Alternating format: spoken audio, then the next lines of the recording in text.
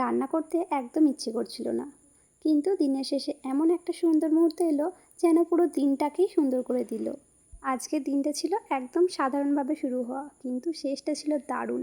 হঠাৎ করে বানানো বিরিয়ানি, টানা বৃষ্টি আর আমার প্রিয় ইনডোর প্ল্যান্ট, আর তার সাথে সন্ধ্যায় গরম গরম পাকোড়া। চলো আজকের পুরো দিনটা তোমাদের সাথে শেয়ার করি। সকালে উঠেই মনে হচ্ছিল আজ আর রান্না করতে একদম ইচ্ছে করছে না। মাঝে মাঝে এমন একটা আধটা দিন তো আমাদের সবারই আসে, তাই না?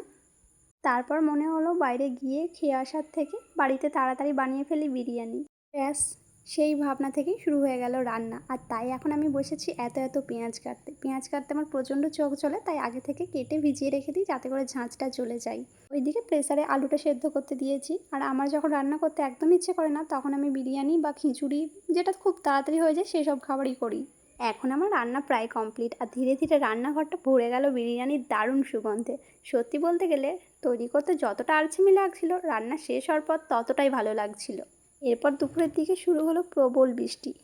আসলে এই দুদিন ধরে আমাদের এখানে প্রায় টানা বৃষ্টি হচ্ছে। জানালার পাশে দাঁড়িয়ে বৃষ্টি দেখতে দেখতে হঠাৎ মনে হলো আমার ইনডোর প্ল্যান্টগুলোকে আজ একটু প্রকৃতির ছোঁয়া দিই। এই বৃষ্টির পানি গাছগুলোর জন্য সত্যিই খুব উপকারী।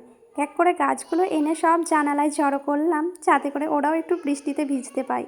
বৃষ্টির ফোঁটায় ওদের সতেজ হয়ে ওটা দেখতে সত্যিই অন্যরকম শান্তি লাগে। এমন ছোট ছোট মুহূর্তে হয়তো দিনের সবচেয়ে সুন্দর স্মৃতি হয়ে থেকে যায়।